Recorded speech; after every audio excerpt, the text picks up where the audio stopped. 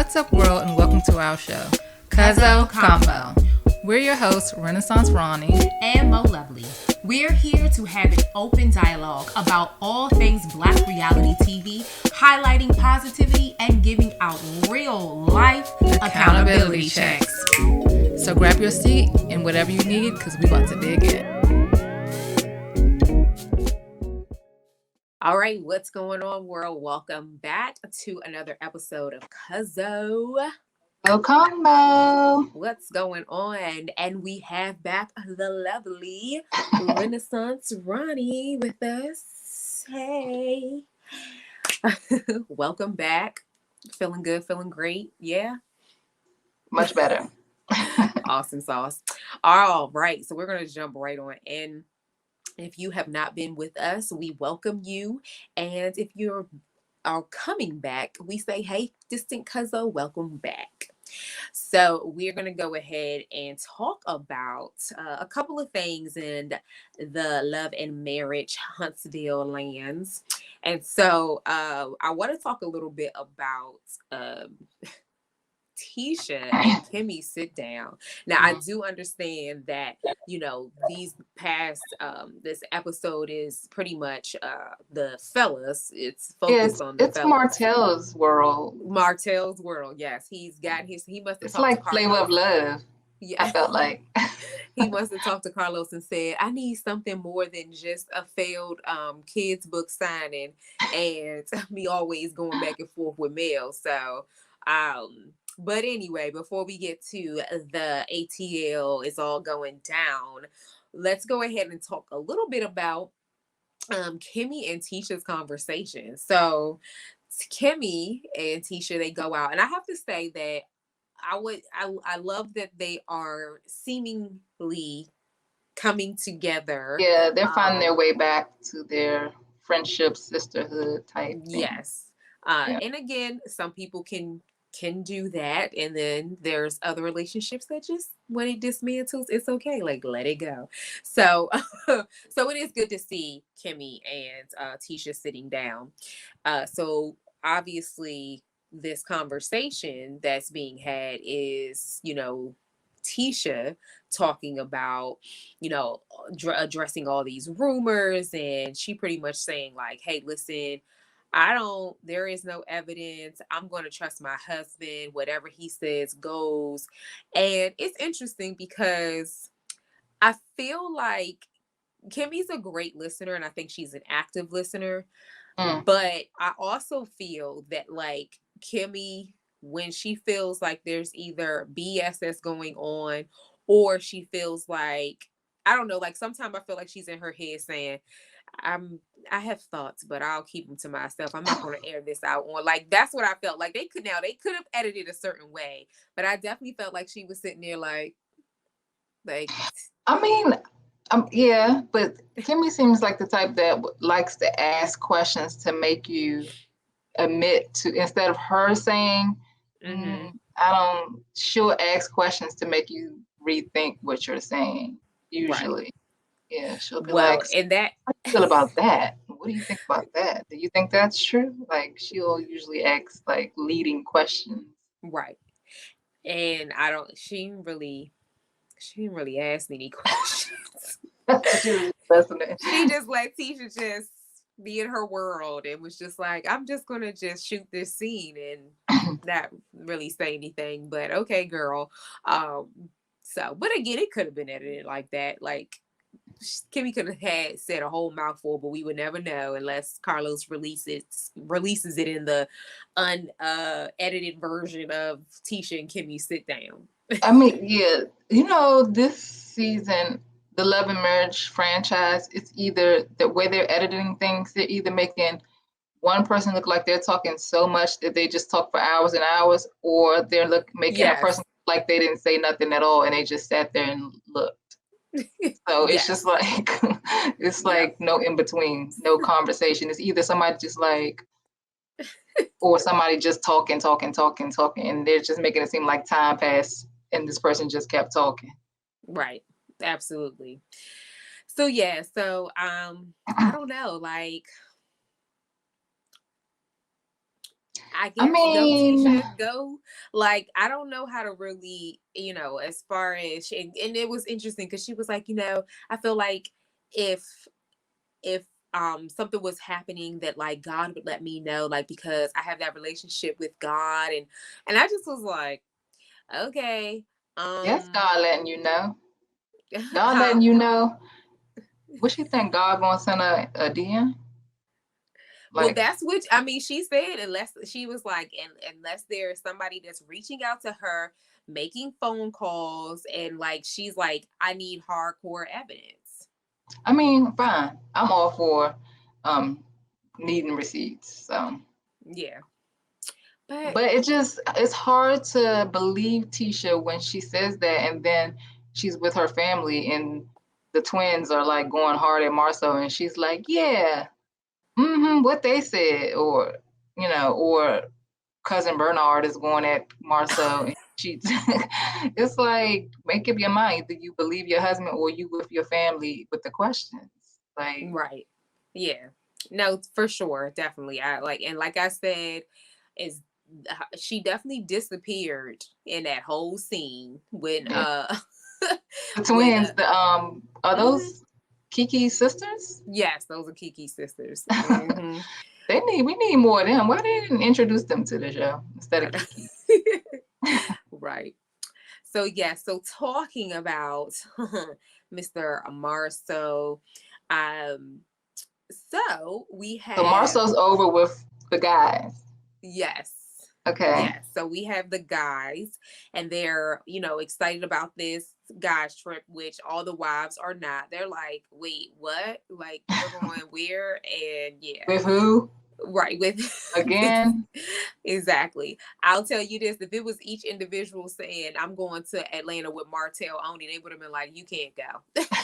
It was probably only because all the I was rest of getting the ready to say twins. they probably all use Maurice. Like Marcel probably was telling Tisha, "Oh, Maurice is going," and Big Lou probably was Big Lou probably was over there saying, "Yeah, Maurice is going," and then Maurice was like, I'll be on my best behavior."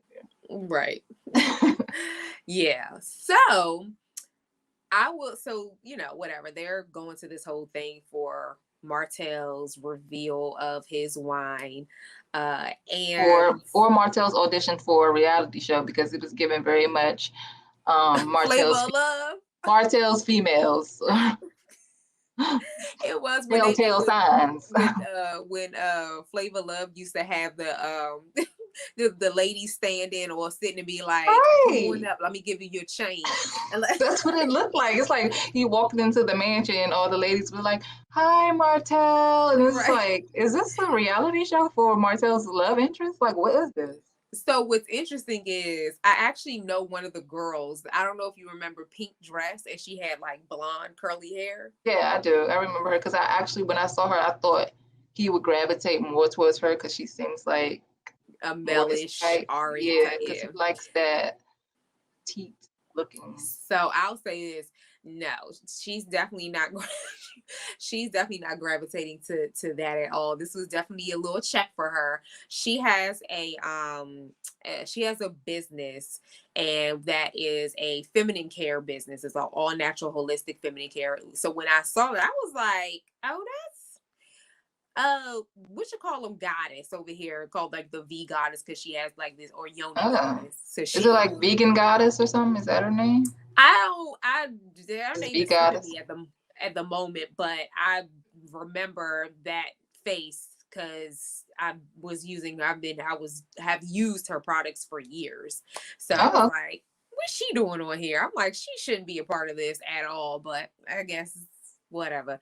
maybe the room was full of like entrepreneurs. Like, oh, maybe all the women were like entrepreneurs because we'll get to that. But when he gave his speech, he kind of like said, everybody's in here, Everybody, everybody here is a boss or whatever. So yeah. Yeah, well, for sure, I know that she is. So yeah, so what's your thoughts on Martell not telling the men that there were going to be ladies? First of all, they look like Jesus came back because I they mean, were it definitely like, was a setup.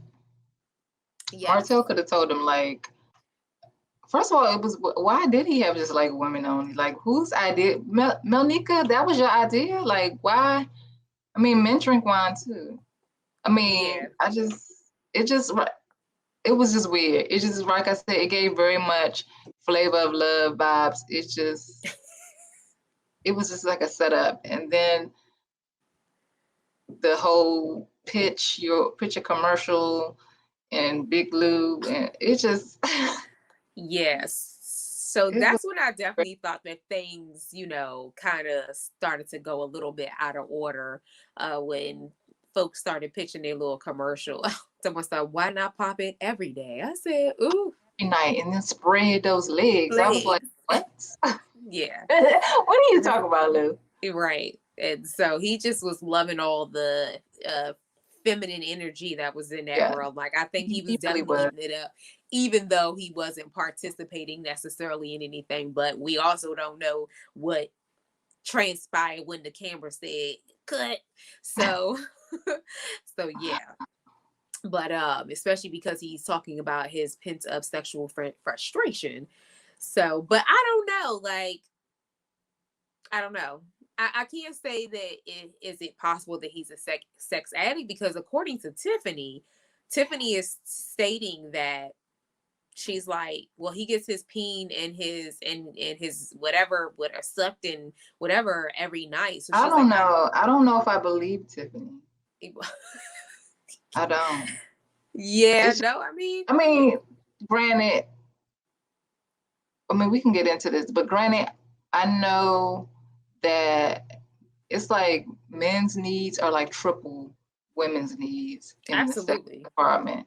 I know that for a fact, but it's like Lou is not, I don't think Lou just straight up lying. Like, and the way Tiffany takes him to task about it, she's like, she always gets like really, you can tell it like gets on her nerves. Because she's like, so you're saying, if you're saying you're having sexual frustrations, then, when we make priorities, we can rearrange schedules.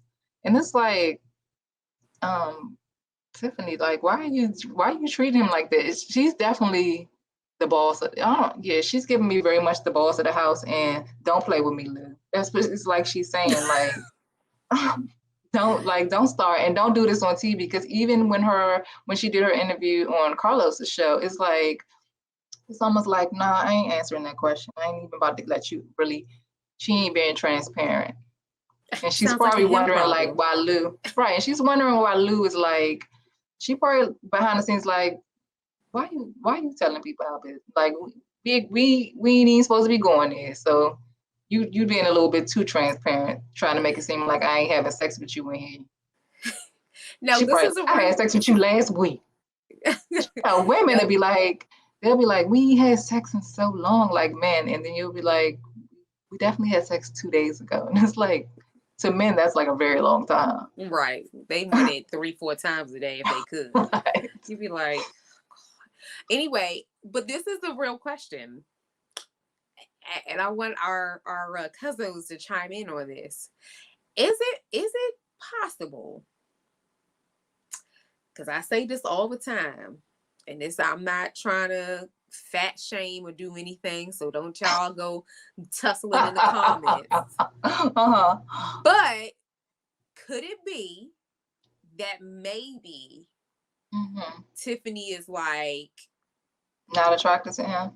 Not necessarily She's not attracted to him, though. We already know that. She only married him for stability, but go ahead. But what I'm saying is like, is it, because he's way bigger than her. I mean, she's not a small girl, but like from height to whatever, like Lou is definitely given like 300 pounds, like I'll say 280 at the least. So yeah, I mean, I guess he's tall and big. So yeah. So my thing is like, I couldn't imagine, Tiffany and I are not necessarily, I'm a little bit smaller than Tiffany, but I couldn't imagine having sex with a 280 man. Like, the thing is that you think Lou just got big? Like, you don't think Lou was big when they got married? No, I'm pretty sure that they probably did, but maybe Lou was just putting it down in the sense of like backwards doggy style. Tiffany knew what she was getting herself And into. and like now he's like, I need you to ride it in. She probably feel like this is work. Like I'm not gonna, I'm not gonna be sitting up here like no, like I don't know. I mean, some women, Yeah, I get it. I get it. Even but though, that's the thing. Like she might have, and remember, her whole mindset at this point is procreation. So and that's another thing. Like, what? so the thing is what I'm thinking is there's also that possibility of her saying, well, I'm telling you that I want XYZ. And if we had a discussion about it, you agreed to it. Now you're pretty much saying, well, you ain't even making time for me. So, and I just think that there's a big possibility that she's like, I'm not getting what I want. So why am I giving you what you want? And she's using it against, she's probably like, I want a baby and I want it now. So if you're not gonna bust a nut in me, and but even though she's talking about her being on whatever she's on, and I'm like, well, what's the point? It's all over the place because you know what? It's feeling like Tiffany wants a baby, and then Tiffany will leave Lou. That's what it's looking like. I mean, for that child and support then chat. That baby will be set for life because of Lou's business. Right. And it's looking like, because it's like on one hand, you're like, yeah, we are really busy. And then on the other hand, you're like, I want a baby. And it's like, how you going to fit a baby? And you already too busy. And like Kimmy, no, who was it saying it? I think it was maybe Tisha and Marcel, your kids are bigger. So it's like, it's not like you need a babysitter or anything. Like, why can't you just find time? But she just gives me very much like, oh, you want to have sex? Okay, I'll pencil you in on Tuesday at 6:30. How about that? And he probably like, no, I just want it to be, I want you, that's what it, yeah, you might be on to something. He probably is more like, I want you to find me attractive and just, be like on me. Like, I want the mood, I don't want it to just happen where she's just like, let me pencil you in. Let me put you in my schedule. I got a call at 4, then and then we'll have sex, and then we'll be done with that. That's, yeah. He probably be like, wait, what? He just wants like a natural sexual chemistry where she's like, so the boys' game ends and then we have sex and then we can go over to Melody's because she's having a birthday party. Like she's just like, whatever. It's just like sex is just like a part of her. Talking about Mel, it is interesting because they went out and she was kind of like talking and hinting about certain things, and Mel was just like, we not once he starts complaining, pay attention, because apparently Martell had the same complaints and he went and found, but Martell, the way we hearing it, Martell may have been cheating before they even got married, so Martell just a cheater. And his mother is an enabler. Exactly. Yeah, that's a lot.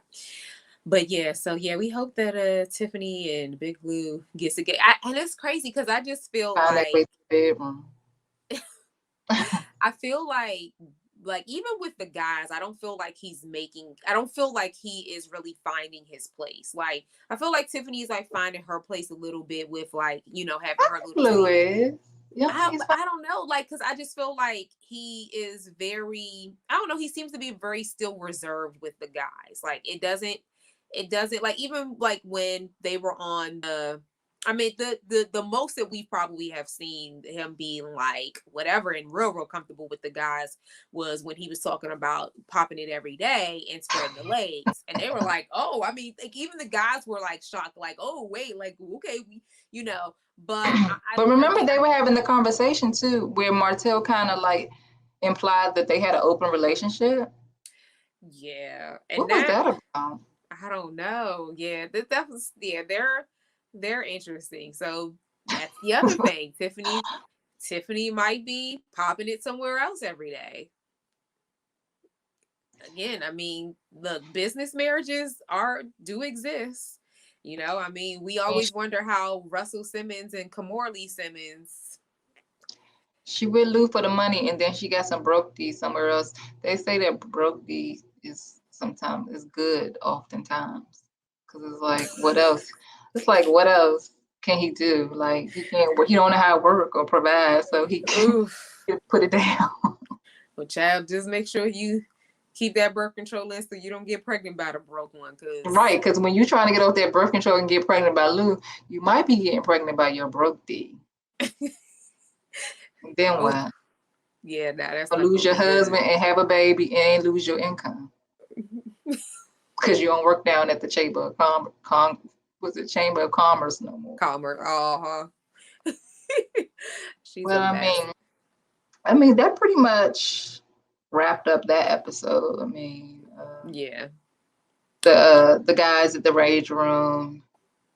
And yeah, and I will say I do appreciate, as much as I feel like Marceau needs to have the same and hold the same account, but I do. Marceau gives good advice. He don't take his own advice. Yes, exactly. Like, he's definitely gift of gab, and he knows how to talk about. I mean, most business people do. They know how to sell you on whatever they want to sell you on. So yeah, that is Marceau, and so I do appreciate, even though I feel like it's whatever, but I think that he definitely is like, listen, Marcel, you need to take accountability. Like, you messed up. And he's like, I've already done that. Like, he had his little team. But he hasn't. I was like, no, you haven't. Like, we have yet to see you come on national television and was like, listen, you know, first of all, I'm going to make this public to my ex-wife. Like, I apologize. I was completely wrong, no matter what, despite what we were going through in our marriage. I should have never stepped out of our marriage 1 time, 2 times, however many times. And definitely, you know, like, it just, he's definitely, he's saying that he did, or he's whatever, because he's just been getting ate up and chewed up. But if it was all going behind closed doors, he'll still just be like, oh, everything is good and dandy. He would be putting on the front. And I realized that with his whole interaction with his uncle, which we'll talk about, but you know, in the next episode that we do. But I'm just saying, like, I realized that he's putting on for the TV. He wants everything look. If Mel would have just sat back and smiled and pretended like everything was fine, he would have been fine with that, no matter how bad he was actually messing up. As long as they put on as a happy family and she's a happy wife and he's a loving dad and all that, he would have been fine with that. Yep. And I realized that in that scene with his uncle. Yeah, absolutely. All right. Well, let's go ahead and end this. Thank you, Cuzzos. Yes, please comment and let us know your thoughts on this episode. And yes, let us know. Like, y'all think Tiffany over here sliding in the you think Tiffany got some broke D on the side? You think she's not attracted to Lou? Like, you think his baby making hips is too much for her?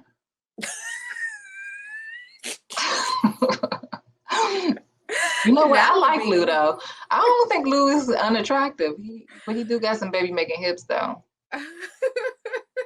He's giving very much Humpty Dumpty. But so yeah, let us know. Yeah, let us know. Peace out, y'all. That's a body shame, because not a body shame. We all have our journey or whatever. You need you a big man in the winter. I can't handle big men, but yeah, that's just me. If we all have our preferences. We're gonna let these people go. Bye. Bye, y'all.